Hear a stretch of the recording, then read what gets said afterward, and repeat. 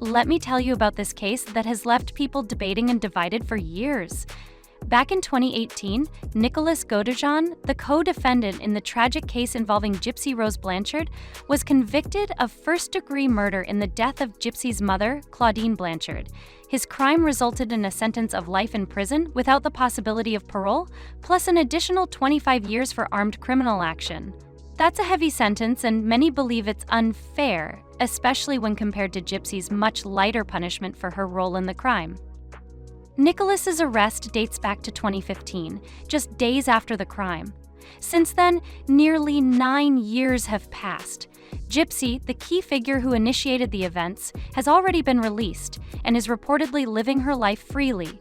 Meanwhile, Nicholas remains behind bars, serving a sentence that some feel was influenced more by public outrage than by a fair consideration of his circumstances.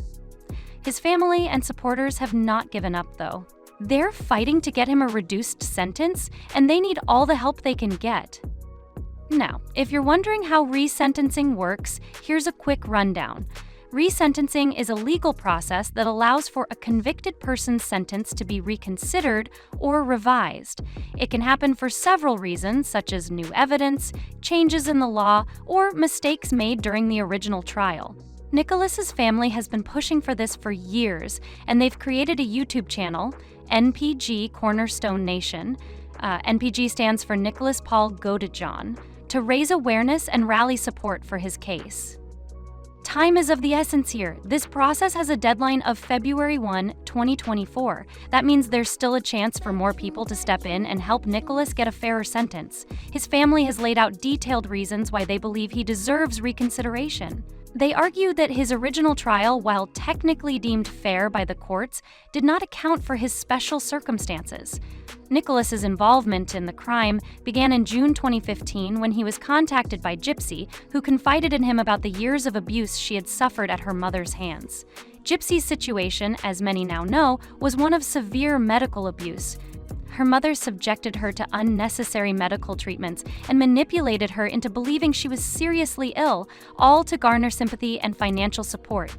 Gypsy's desperation to escape her mother's control culminated in a plan that would change the lives of everyone involved forever. A few days after the crime was committed, Nicholas was arrested, and his confession to authorities made headlines.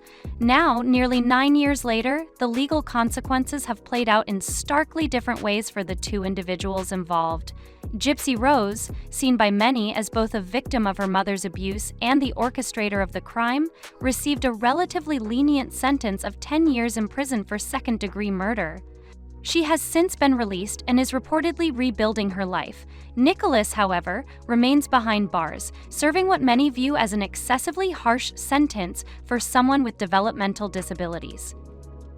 The disparity in their outcomes has become a focal point of this case.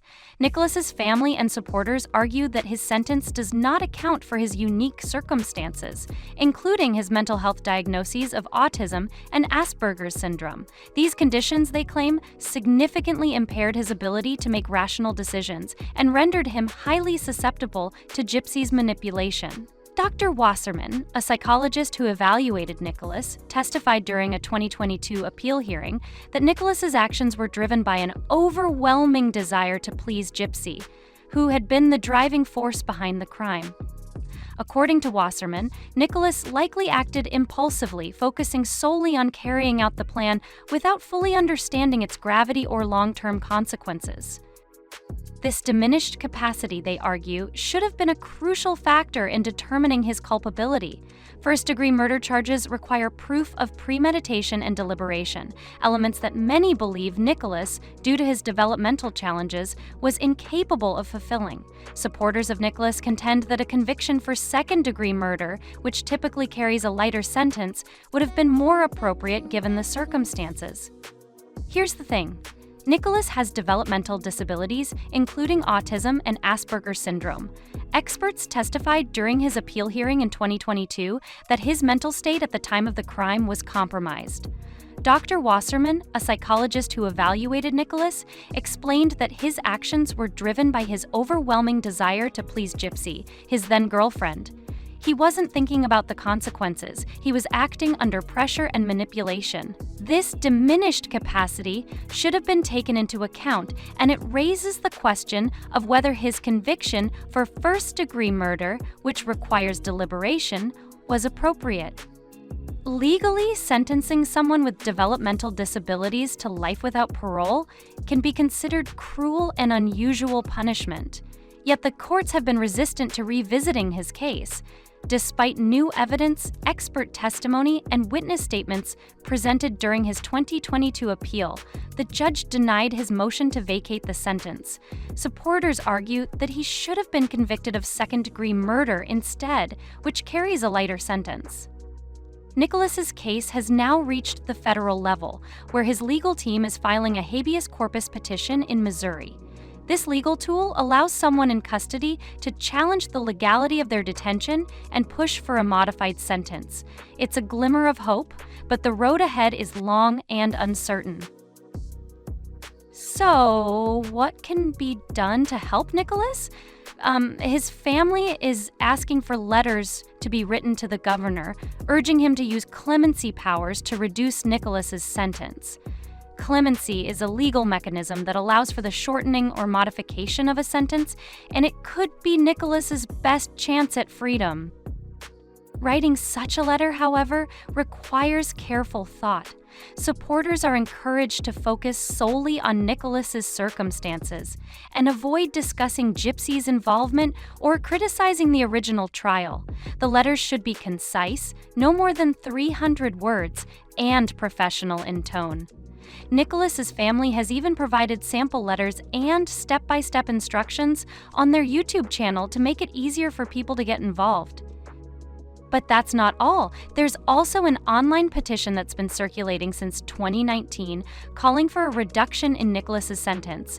It has already garnered over 2,1,000 signatures, but the more, the better.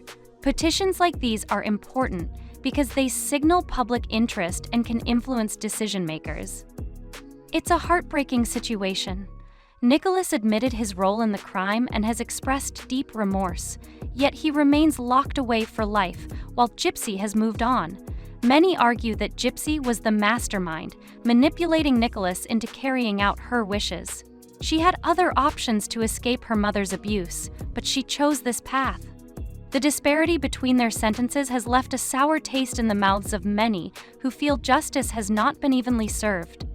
Supporters aren't asking for Nicholas to walk free, but they believe his sentence should reflect his mental health challenges and his limited capacity to fully understand his actions.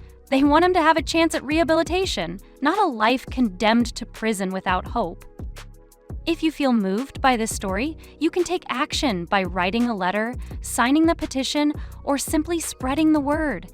Every small effort helps bring attention to his case and increases the chances of getting him a fair sentence. Whether you agree with his family's efforts or not, one thing is clear: this case continues to spark conversations about justice, fairness, and the complexities of the human mind. Writing such a letter requires careful consideration. Nicholas's family advises focusing solely on his circumstances and avoiding any criticisms of Gypsy or the original trial. The letters should be professional, concise, no more than 300 words, and fact-based. They've even provided sample letters and step-by-step instructions to make it easier for people to contribute. In addition to the letter-writing campaign, there's also an online petition calling for a reduction in Nicholas's sentence. Launched in 2019, the petition has already gathered over 2,1,000 signatures, but more are needed to increase its impact. Petitions like these, while not legally binding, can serve as powerful tools for raising awareness and putting pressure on decision-makers to take action. Supporters of Nicholas argue that his sentence represents a failure of the justice system to account for mental health and coercion in criminal cases. They point out that Gypsy, who admitted to planning the crime and convincing Nicholas to carry it out, received a much lighter sentence and is now free. Meanwhile, Nicholas, who has expressed deep remorse and guilt for his actions, remains in prison without hope of parole. Critics of the sentence aren't suggesting that Nicholas go unpunished, but they believe his punishment should reflect his reduced culpability and potential for rehabilitation. The campaign to reduce Nicholas's sentence has sparked passionate debates. Some believe he deserves a second chance, given the circumstances of his involvement and his mental health challenges. Others argue that the severity of the crime warrants the sentence he received. Regardless of where one stands, the case highlights broader issues about the role of mental health in the justice system and the complexities of assigning blame in cases involving coercion and manipulation. For those moved by this story, there are multiple ways to help. Writing a letter, signing the petition, or even sharing Nicholas's story on social media can make a difference. Every small effort contributes to raising awareness and increasing the chances of getting him a fairer sentence. As the February 1 deadline approaches, the clock is ticking for Nicholas's supporters to rally enough momentum to influence decision-makers.